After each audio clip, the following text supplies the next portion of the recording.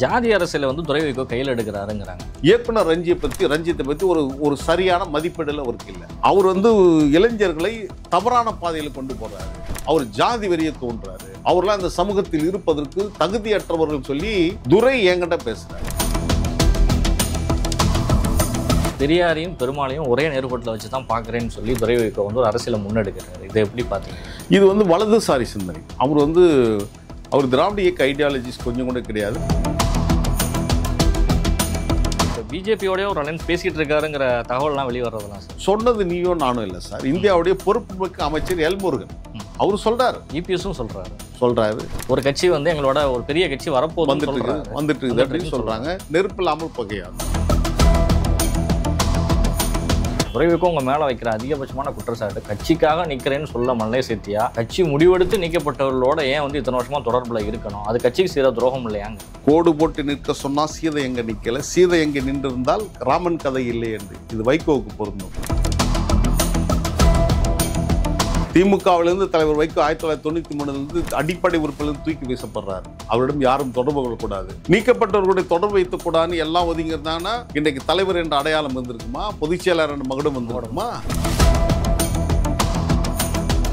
29 ஆண்டு காலம் திமுக தான் உங்களுக்கு நாடாளுமன்ற உறுப்பினர் பதவி கொடுத்தது. நீங்க அவங்களுக்கு விசுவாசமா இருந்திருக்கீங்களா என்பது நான் உங்களை கேட்க மாட்டேன், ஆனால் நாடு கேட்கும்.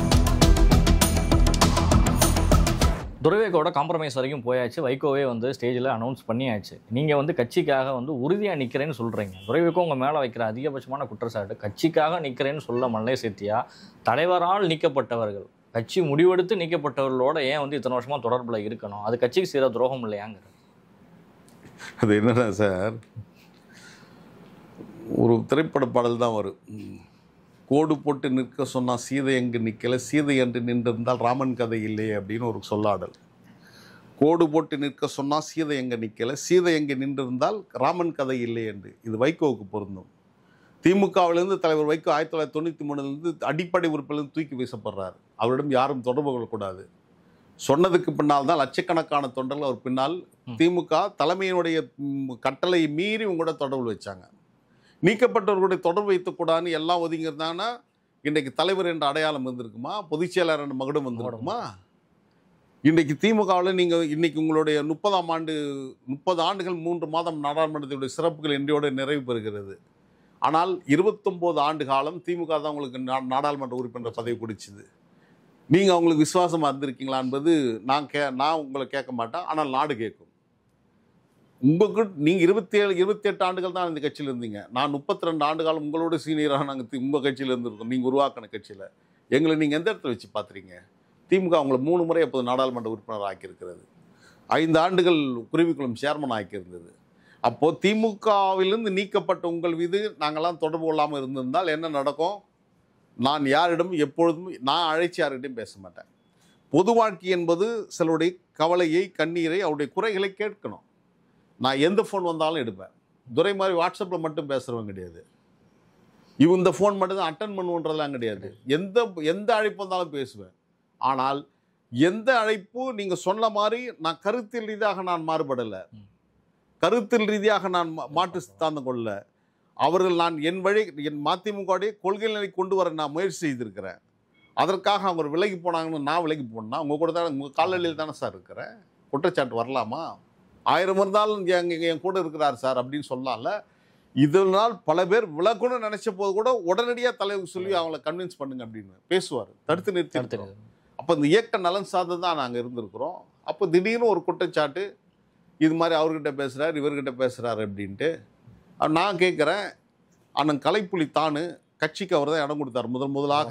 93 தூக்கி நடுவரில் வீசும்போது ஒரு மடி கொடுத்த மாதாவு, கர்ணனுக்கு நிகராக கொடை வள்ளலாக இருந்தவர், தான் வீட்டை அவங்க கட்சி கொடுத்துட்டு அவர் வெளியில் போய் படுத்துக்கிட்டார். அந்த தானு கருத்து வேறுபட்டு வெளியே போகும்போது என்னுடைய திருமணத்துக்கு 5 லட்ச ரூபாய் கடன் வாங்கி அவர் தான் கொடுத்தார், மார்வாடி ஃபைனான்ஸ். நான் அவருக்கு வட்டி கட்டி அப்புறம் பணத்தை கொடுத்தேன். என்னுடைய திருமணத்துக்கு வாங்கி கொடுத்தவர். அப்போது அவர் மகனுடைய திருமணம், அந்த திருமணத்துக்கு நாங்கள்லாம் போகணும்னு முடிவு எடுத்துருக்கோம். அப்போ தான் அவர் விலகின நேரம். எல்லாருக்கும் தலைவர் சொன்னார், யாரும் அந்த திருமணத்துக்கு போகக்கூடாது. ஆனால் இன்றைக்கு உங்களுடைய மகனுடைய மகள் பேத்தி திருமணத்துக்கு கலைப்புலி தான் வரணும்னு நீங்கள் ஃபோன் பண்ணி அழைச்சிங்களா? எப்படி பாலவாக்கம் சோமு எனக்கு பெண் பார்த்து திருமணத்துக்கு உறுதி செய்தவர் பாலவாக்கம் சோமு, மாவட்ட செயலாளர். தொடர்ந்து அந்த பகுதியில் ஊராட்சி மன்ற தலைவராக, இப்போ அங்கே மக கூட இப்போ மாமன்ற உறுப்பினராக இருக்குது. நாங்கள் 2 பேரும் ஒரு சகோதரர்களாக நாங்கள் இருந்தோம், ஒரு தாய் பிள்ளை போல் இருப்போம். அப்போது அவர் மகனுடைய கல்யாணம், எனக்கு பெண் பார்த்து கல்யாணம் பண்ணி வச்சவராச்சு சார். அவர் கல்யாணத்துக்கு போகக்கூடாதுன்னு நீங்கள் உறுதியாக என் பக்கத்தில் நின்று என்னை கட்டளையிட்டீங்களே. இன்றைக்கு உங்களுடைய பேத்தி திருமணத்துக்கு நீங்கள் தனிப்பட்ட முறையில் அழைச்சிங்களே ஏன்? அப்போ நீங்கள் செய்தால் பெரியவர்கள் செய்தது, நாங்கள் செய்தால் பழிச்சொல்லுக்கு ஆளாகுது. இதுதான் அரசியல். திராவிட இயக்கத்தோட கொள்கையே வந்துட்டு வைகோ உள்வாங்கி தான் மதிமுகவும் உருவான கட்சி. ஆனால் பெரியாரையும் பெருமாளையும் ஒரே நேர்கோட்டில் வச்சு தான் பார்க்குறேன்னு சொல்லி துரை வைகோ வந்து ஒரு அரசியலை முன்னெடுக்கிறாரு. இதை எப்படி பார்த்தீங்க? இது வந்து வலதுசாரி சிந்தனை. அவர் திராவிட இயக்க ஐடியாலஜிஸ் கொஞ்சம் கூட கிடையாது. அவருக்கு வந்து நீங்கள் உட்கார வச்சு கேளுங்க, திராவிட இயக்கம்னா என்ன, எதுக்காக உருவாக்கப்பட்டது, இன்றைக்கு இருக்கிற திராவிட இயக்கத்துடைய தோற்றுவாய் எது, நீதி கட்சி வரணும், நீதி கட்சியுடைய தோற்றுவாய் எதுன்னு கேட்டிங்கன்னா அவர் நாயர் சொல்லுவார், நடேசனார் சொல்லுவார், பிட்டி தியாகர் ஒருவாள் இது ஒன்றும் சொல்லுவார்னு நினைக்கிறேன். ஆனால் திராவிட இயக்கத்துடைய கருத்தியலுடைய முதல்வானவர் வந்து இந்த சென்னை மாகாணத்தில் தேனாம்பேட்டையில் இருந்த ஐயா பண்டிதர் அயோத்திதாசர் பண்டிதர். அவர் தான் 1891 திராவிட மகாஜன சபை உருவாக்குனார்.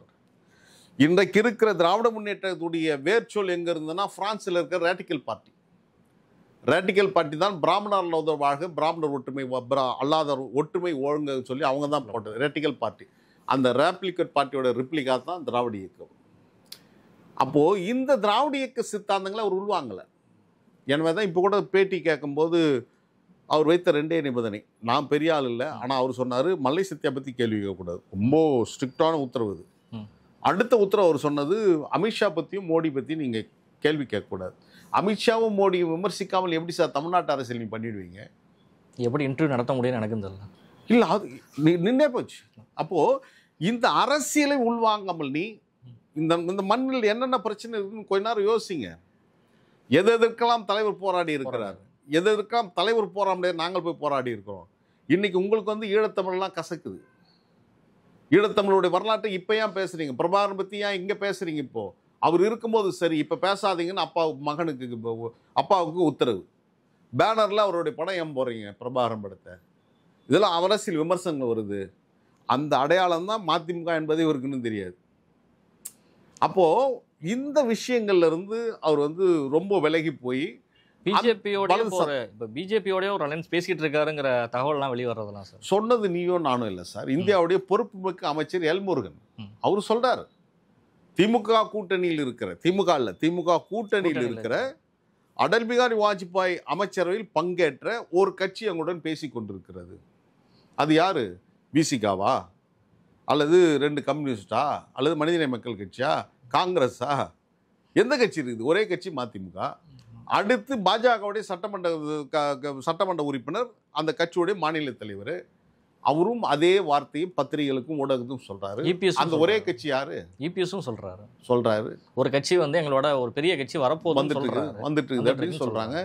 10 தொகுதி உடன்பாடாச்சு, இவங்க வந்து 15 தொகுதி கேட்டதாகும். இதெல்லாம் ஊடகம் தான், எனக்கு தெரியாது. இதெல்லாம் வந்து இருந்திருக்கலாம், இல்லாமல் இருக்கானா நெருப்பு இல்லாமல் புகையாது. அதால உங்களுடைய நம்பகத்தன்மையை நீங்கள் கேள்விக்குறியாக்கிட்டீங்க. தலைவருக்கு ஒருபோதும் அது இல்லாமல் வரை வந்து வெங்கையா நாயுடுகளோட வந்து நட்பு பாராட்டிட்டு இருக்காரு வைகோ அவர்கள். அது ஆரம்ப காலகட்டத்தில் அது வந்து ஒரு நட்புன்ற பதில நம்ம பார்க்கலாம். அதுல மாறுபட்ட சிந்தனை இருக்காது. ஆனால் அரசியல் ரீதியான நகர்வுகள் நடந்ததா? அதுதான் நீங்க வந்து சந்திரபாபு நாயுடு வந்து என்டிஏ கூட்டணியில் இருக்கா, பாஜக கூட்டணியில்.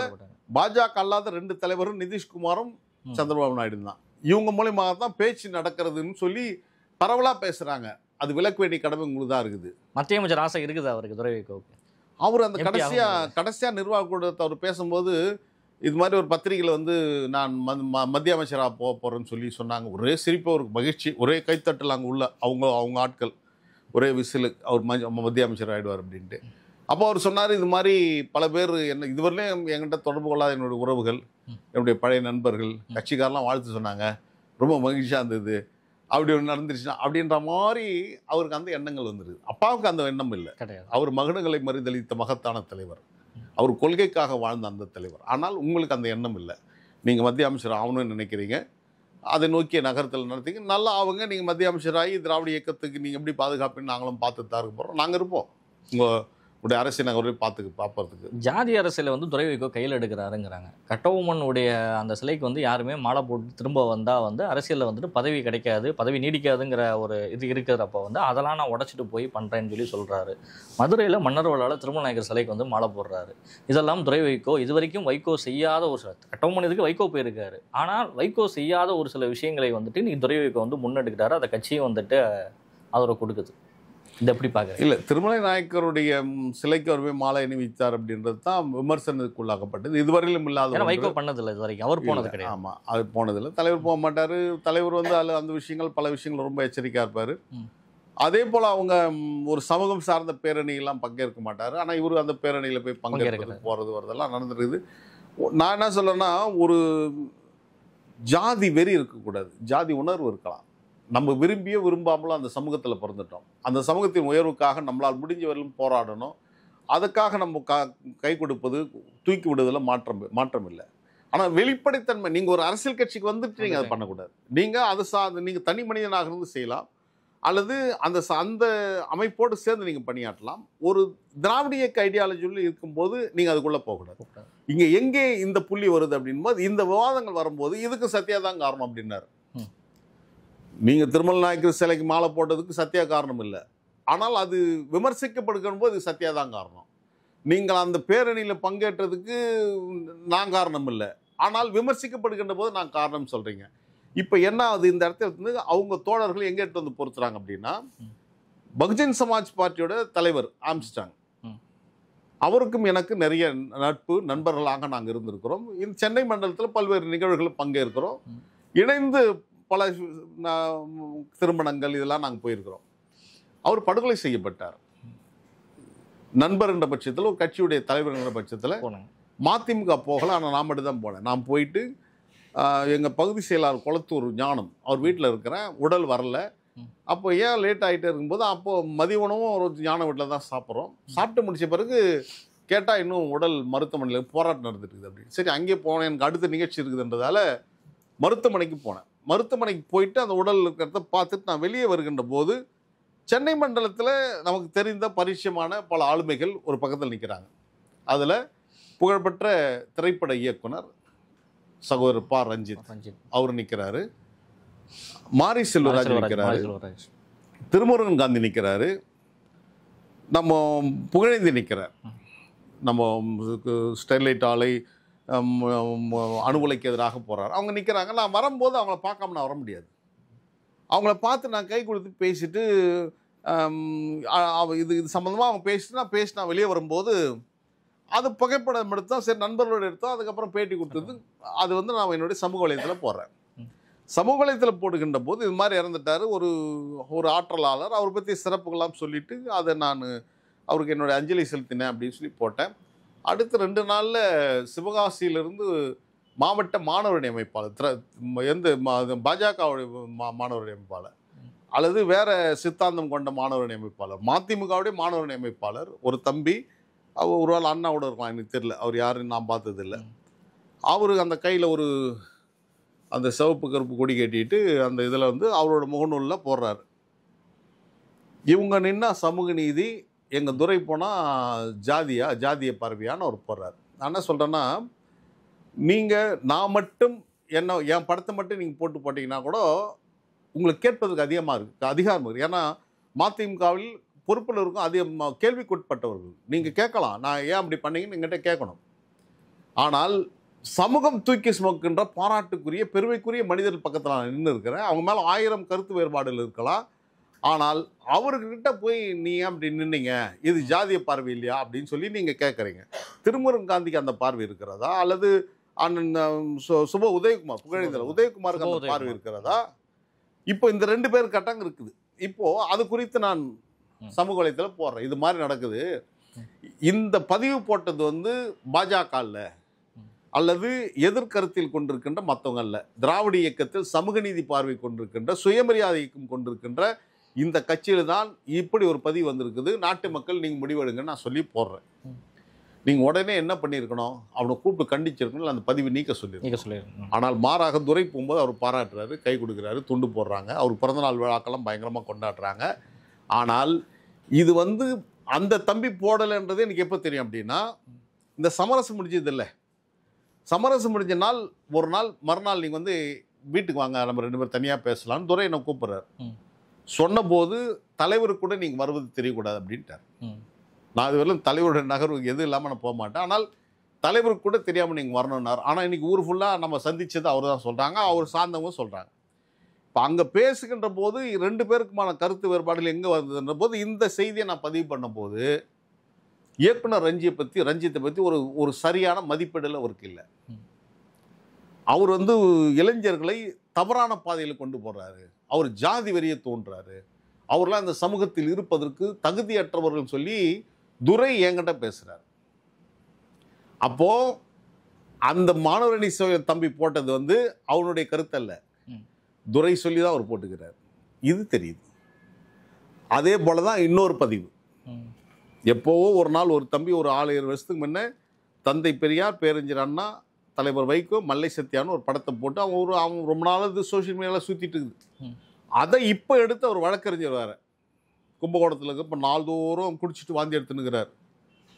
நாள்தோறும் இப்போ நீங்கள் சோஷியல் மீடியாவில் எடுத்தீங்கன்னா நாள்தோறும் குடிச்சிட்டு அவன் அங்கே எங்கே பாரு தண்ணி அடிச்சுட்டு விழுந்து கிடப்பான், கை கால் உடச்சிப்பான். அது மாதிரி ஆட்கள் வச்சுக்கிட்டு அவன் ஒரு பதிவு போடுறான். இந்த படத்தை எடுத்து போட்டு இந்த படத்துக்கு மேலே வைகோ, பெரியார், அண்ணா, வைகோ, துரை, இதுதான் மதிமுகவுடைய நிலைப்பாடு. இதை ஏற்றுக்கொள்பவர்கள் இருக்கலாம், இல்லைன்னா வெளியேறுங்க. சொன்னதோடு மட்டுமல்லாமல் 32 ஆண்டு கால விசுவாசம் அல்ல, 300 ஆண்டு காலம் இப்படி தான் இருக்கணும் அப்படின்னா அதோடைய உளவியல் என்ன? 300 ஆண்டு காலம் எங்களுக்கு அடிமையாக இருக்கணுன்ற அந்த ஆதிக்க வர்க்க சிந்தனை ஓட்டம். இது வந்து பூர்ஷ்வாக்கள், இது உழைப்பு திறர்களுடைய சிந்தனை ஓட்டம். இதையும் நான் எடுத்து பதிவு போட்டு இப்படி ஒருத்தர் போட்டிருக்கிறார் நான் சொன்னேன். என்ன நீங்கள் அதை போடும்போது நான் போடுறேன். இது வந்து இப்போ சமீபத்தில் வந்து மாமன்னன் திரைப்பட காட்சி போல இருக்குது அப்படின்னு.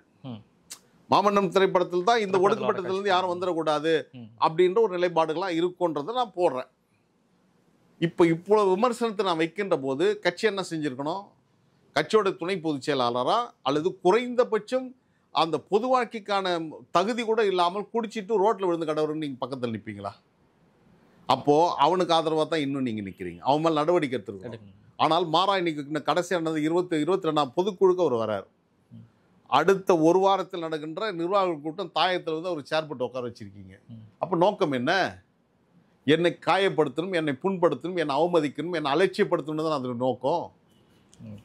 அதான் இன்னைக்கு நடக்கிற இந்த சாதிய ஓட்டம் என்பது அவரிடம் இருக்கிறது என்பது இதன் மூலமாக நான் புரிந்து கொள்கிறேன். உளவில் ரீதியாக நிச்சயமா மறுமலர்ச்சி திமுகவிலிருந்து நீங்கள் நீக்கப்பட்டால் கட்சி 2ஆ உடையுமா? உங்கள் பின்னால் வருவதற்கு நிர்வாகிகள் ரெடியாக இருக்காங்களா? நான் என்ன சொல்றேன்னா சார், நான் சாதாரண ஒரு சாமானியன். நான் தலைவர் என்னை பற்றி சொல்லுகின்ற போது சொல்வார், தொண்டர்களுக்கு தொண்டூழியம் செய்கின்றவன் என் தம்பி சத்யா அப்படின்வார். அவர் கூட பல கட்ட நடைபயணங்கள் நடந்திருக்கிறோம். நடைபயணம் வருவார், தலைவர் வந்து அப்புறம் ஓய்வெடுக்க போய் வருவார். ஆனால் அந்த தொண்டர்கள் பாவம் சார், யார் பெற்ற பிள்ளைகளோ தெரியாது. சிலர் செல்வந்த விட்டு பிள்ளைகள் இருப்பாங்க, சிலர் ரொம்ப ஏழை எளிய பிள்ளைங்க இருப்பாங்க. இரவு தூங்கும்போது அவங்களால தூங்க முடியாது, கை காலெலாம் உதச்சிட்டு இருப்பாங்க. ஏன்னா நடக்கிறாங்க, ஒரு நாளைக்கு பல மணி நேரம் நடப்பாங்க. ஃபீவர் வரும், செருப்பெல்லாம் அந்த கடிச்சிட்டு அந்த காலெலாம் வீங்கி பிரச்சனைகள் இருக்கும். அப்போ என்ன பண்ணுவோன்னா, நான் இரவில் வந்து தைலம் வாங்கி வச்சுப்போம், அந்த அனாசின் இது போல் சின்ன சின்ன மாத்திரை வாங்கி வச்சுருப்போம். அப்போது அவங்க அந்த துடிக்கும்போது அவங்க கை வச்சு பார்ப்போம். ஃபீவர் இருந்ததுன்னா ஒரு மாத்திரை கொடுத்து தண்ணி குடிக்க சொல்லுவேன். அப்போ அந்த காலுக்கெல்லாம் நம்ம ஆட்களை வச்சு தைலெல்லாம் தேய்ச்சி விடுவோம். அப்போ அந்த தொண்டலுக்கு நம்ம ஆதரவாக இருந்திருக்கிறோம். அவனோட சுகதுக்கங்கள் நான் பங்கேற்றவன். நான் தோல்வியை தழுவினேன் என்பதற்காகவும் இன்றைக்கு தலைவர் வைகோ வந்து என் மீது அபாண்டமான ஒரு பழியை சுமத்திருக்கிறார், துரோகி என்ற பட்டம் சொன்னதற்கு பின்னால் பல்லாயிரக்கணக்கான தோழர்கள் தங்களுடைய கைக்குட்டையை கண்ணீரால் நினைத்தார்கள். நான் அறிவேன். இன்றைக்கு எங்கிட்ட பேசுகின்ற போது அந்த கண்ணீரோடு தான் பேசுகிறாங்க. என்னை தன்னுடன் பிரபாத சகோதரனாக சகோதரியாக பார்க்கின்ற சகோதரிகள் அவங்களும் தன்னுடைய தலையணையை கண்ணீரால் நினைத்து கொண்டு வருகிறார்னு நான் அறிந்திருக்கிறேன். இது மாதிரி விஷயங்கள் இருக்கிறதுனால தான் அந்த கேள்வியை முன்வைக்கிறோம். ஒருவேளை நீக்கப்பட்டு வெளியேறும் பொழுது தனிக்கட்சி தொடங்குறதுக்கான ஒரு முயற்சியாக இருக்குமா, இல்லை வேற ஒரு கட்சியில் சேருவதற்கான ஒரு முயற்சிக்குள்ளே போகிற மாதிரி இருக்கு? இல்லை, நாங்கள் இப்போ என்னை பொறுத்தவரையிலும் என்னென்னா, அவங்க இன்னும் அந்த நிலைமைக்கு இன்னும் வரல. ஆனா இவ்வளவு பிரச்சனை நடந்ததுக்கு அப்புறமும் உங்களை அவங்க ஏத்துக்கிறவும் இல்லை, இனிமேல் அந்த கட்சியில நீங்க தொடர்ந்து பயணிக்கிறதும் ஒரு சிக்கலான ஒரு காரியமா இருக்கிறப்போ உங்களுடைய முடிவு என்னவா இருக்கு? அது கடந்த 4 ஆண்டுகளாக சிந்திப்பாரா. நான் காஞ்சி மாவட்டத்தை சார்ந்தவன். மற்றவங்களுக்கு பொறுப்பு இருக்குது, மற்றவங்க பல்வேறு பணிகளை செய்திருந்தாலும் தமிழ்த்தாயின் தலைமையின் பேரறிஞர் அண்ணா பிறந்த அந்த மாவட்டத்தை சேர்ந்தவன் நான். அண்ணா தான் சொன்னார், I am belongs to Dravidian stock அப்படின்னு சொல்லி சொன்னார். அந்த திராவிட இயக்கத்தின் வழி வழி வந்தவன் நான். அந்த சுடரை அணையாமல் தூக்கி செல்கின்ற இடத்தில் நான் இருப்பேன். நீங்கள் பெரியாரிசம் என்பது மெட்டீரியலிசம், பெருமாள் என்பது ஐடியலிசம். ஐடியலிசத்தை மெட்டீரியலிசத்தை இணைக்கக்கூடாது. இந்த புரிதல் துரைக்கு இல்லை. மெட்டீரியலிசம் என்பது நாம் கண்முன்னால் பார்ப்பது, கண்முன்னால் செய்ய வேண்டிய கடமைகள். இந்த கடமைகளை செய்ய வேண்டிய இடத்தில் அது உன்னுடைய தனிப்பட்ட விருப்பம். அந்த விருப்பத்தை இதில் நீ செய்யக்கூடாது. இந்தியா என்பது மதச்சார்பற்ற நாடு. இந்த மதத்தில் எல்லா மதங்களும் போற்றி பாதுகாக்கப்படணும். அந்த உணர்வு உங்களுக்கு இருந்திருக்குமானா நீங்கள் அந்த இஃப்தார் நோம்பில் பங்கேற்று அவ்வளோ பிரம்மாண்டமாக எங்கே பார்த்தாலும் அவரோட படம் தான் போட்டு பேனர்லாம் வச்சு படம்லாம் வச்சுருந்தாங்க. அதில் நீங்கள் வாழ்த்த வரல அப்படின்னா உங்களுக்கு அந்த சிந்தனை ஓட்டம் இருக்கிறது. அப்போ மதங்களை கடந்த சிந்தனை ஓட்டம் இந்த மண்ணில் தழைக்கணும், எல்லோரும் அரவணைக்கப்படணும். வட இந்தியாவில் நடக்கின்ற அந்த ஆபத்துங்களை வந்துவிடக்கூடாது. எனவே தான் அந்த திராவிட இயக்கத்தின் லட்சிய சுடரை நான் தூக்கி செல்வேன். என்னை நாளைக்கே தலைவர் தூக்கி என்னை மதிமுக இனி இடமில்லைன்னு சொல்லிட்டாலும் தலைவர் வைகோ வாழ்க என்று சொல்வதற்கு மதிமுக இருக்க வேண்டியது ஒன்றும் அவசியம் இல்லை. வெளியில் இருந்தாலும் தலைவர் வைகோ வாழ்கன்னு சொல்லுவேன், தலைவர் வைகோ வெல்க அப்படின்வேன். ஏன்னா அவர் எனக்கான அடையாளம், அவர் தான் என்னுடைய முகவரி. அதுலேருந்து நான் என்றைக்கும் பின்வாங்காமல் அந்த தலைவன் தந்திருக்கின்ற அரிய வாய்ப்புகள், எனக்கான அந்த அரசியல் மிகப்பெரிய முகவரியை கொடுத்தவர் அவர் தான். எனவே அந்த தலைவனுக்கான செய்திகள் உலகம் முழுவதும் கொண்டு சேர்க்க வேண்டிய கடமை எனக்கு இருக்கிறது. அதை நான் நிறைவாக செய்வேன் என்ற உறுதியையும் இந்த நேரத்தில் நான் பதிவு செய்வேன். இறுதியான கேள்வி சார், உங்களுடைய கட்சியினுடைய முன்னாள் அவைத்தலைவர் மேல் வைக்கப்பட்ட திருப்பூர் துரைசாமி அவர்கள் மீது வைக்கப்பட்ட குற்றச்சாட்டை எப்படி பார்க்குறீங்க? இல்லை, அது என்னன்னா 350 கோடி ரூபாய், அது என்னன்னா அவர் கூட நான் பேசிட்டு இருந்தேன் அப்படின்றது அவரோட குற்றச்சாட்டு. அதில் என்னன்னா அவர் அண்ணா காலத்துடைய பொதுக்குழு உறுப்பினர், அண்ணா காலத்து சட்டமன்ற உறுப்பினராக இருந்தவர். கலைஞரோடக்கு நம்பிக்கைக்குரியவராக இருந்தார். அவர் பஞ்சாலை தொழிலாளர் முன்னணின்னு ஒன்று உருவாக்குறாரு. இப்போ 1960களில் அவரே சொல்கிறார், அப்போல்லாம் நீ படிச்சுட்டு இருந்த யார் தலைவர் சொல்கிறார். தலைவர் அப்போ மாணவராக இருந்தவர். அவர் உருவாக்கின பஞ்சாலை தொழிற்சங்கம் அது அந்த பஞ்சாலை உறுப்பினருக்கு தான் சொந்தம். அது ஒரு இயக்கமாக மாறுகின்ற போது, திராவிட முன்னேற்ற கழகத்தில் அவர் இணைகின்ற போது அந்த பஞ்சாலை அவர்களுக்கு ஆதரவாக நிற்கும் சொல்றாங்க. திமுகவிலிருந்து விலகி வருகின்ற போது மீண்டும் அந்த பஞ்சாலை மறுமலர்ச்சி திமுகவுக்கு ஆதரவாக பணியாற்றும் சொல்றாங்க. அந்த 350 கோடி ரூபாய்க்கு அது எவ்வளவு எனக்கு தெரியாது, எத்தனை கோடின்னு எனக்கு தெரியாது. ஆனால் தலைவர் சொன்னதான் விழுப்புரத்தில் பேசும்போது 350 கோடி ரூபாய், 350 கோடி ரூபாய் சொத்தை அபகரிச்சு போவா, அதை விட்டு நீ பேசுறேன்னா அது துரோகம் இல்லாமல் நான் என்ன சொல்ல முடியும்னு கேட்குறாரு. ஆனால் அந்த சொத்தை இவர்கள் எழுதி கேட்டதாகவும் அது கொடுக்கலன்றதுக்கு அப்புறம் தான் பிரச்சனை ஏற்பட்டாகவும் துரை போய் கேட்டதாக சொல்கிறாங்க. எனக்கு தெரியாது, துரை தான் தெளிவுபடுத்தணும். துரை போய் அவைத்தலைவரை பார்த்து அந்த 350 கோடி ரூபாய் அந்த பஞ்சாலை தொழிலாளர் நீ அப்போல்லாம் இவர் பிறந்திருக்கவே மாட்டார். தலைவர் மாணவராக இருந்தார், இவர் பிறந்திருக்கவே மாட்டார். இப்போ மதிமுக சொத்து இல்லை. மதிமுக சொத்து என்பது எக்மோரில் இருக்க அலுவலகம். நானும் அண்ணன் சோம் அவர்களும் செங்கல்பட்டு மாவட்டத்தில் வாங்கி கொடுத்துருக்கிற ஒரு அலுவலகம், திண்டுக்கல்ல ஒரு அலுவலகம், நாமக்கல்ல ஒரு அலுவலகம், ஈரோட்டில் ஒரு அலுவலகம், கோயம்புத்தூர்ல வரும். இது மட்டும்தான் கட்சியோட சொத்துக்கள் நான் நினைக்கிறேன். இதுக்கப்புறம் வேற எங்கன்னா வச்சிருக்காங்கன்னு தெரியாது. இந்த சொத்துக்கள் கட்சியோட சொத்துக்கள், அது ஆதரவாக வந்த சொத்து. அவர் பிரிஞ்சு போகும்போது அவருக்கு பின்னால் தான் வரும், அவருக்காக தான் போகும். இப்போ அவர்கிட்ட அது கேட்கும்போது அது தவறுன்னு அவர் சொல்றாரு. இது இப்போ அவர் உச்சநீதிமன்றத்திலும் போய் ஜட்ஜ்மெண்ட் வாங்கி வந்திருக்கிறார். அந்த ஜட்ஜ்மெண்ட் வாங்கி வந்ததை கட்சியோட பொதுக்குழுலையே பாராட்டி தீர்மானம் போட்டிருக்காங்க மதிமுகவில். அவர் இது மாதிரி பஞ்சாலை தொழிலாளர் உரிமையை மீட்டு அவர் வெற்றி பெற்றிருக்கிறாரு, அவருக்கு பாராட்டுகிறோம்னு சொல்லி மதிமுகவில் தீர்மானம் போட்டிருக்கீங்க. அப்போது பஞ்சாலை தொழிலாளருக்கு சொத்துக்களை நீங்கள் தான் அபகரிக்க முயற்சிக்கிறீங்க. இன்றைக்கி பல குற்றச்சாட்டுகளை பலர் சொல்லிட்டு வராங்க. எனக்கு தெரியாது, ஆனால் நான் சொல்ல விரும்பலை. ஏன்னா அந்த தலைவர் நல்ல தலைவர் நாங்கள் நினச்சிட்டு இருக்கிறோம். செங்கல்பட்டு அலுவலகம் கூட எங்கள் தலைவர் மேலே தான் நாங்கள் ரிஜிஸ்டர் பண்ணோம். இருக்கக்கூடிய எல்லா அலுவலகங்களுமே அது மாதிரி தான் இருக்குது, ஒவ்வொரு டிஸ்ட்ரிக்ட்லேயும் வந்தது.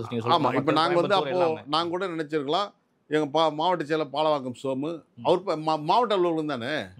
அப்போ பாலவாக்கம் சோமு மாவட்ட செயலாளர் மறுமலர்ச்சி திமுக நாங்கள் கூட ரீச் பண்ணிக்கலாம். ஏன் ரீச் பண்ணல? உங்கள் மேலே வைத்திருக்கிற அந்த புனிதமான அன்பு.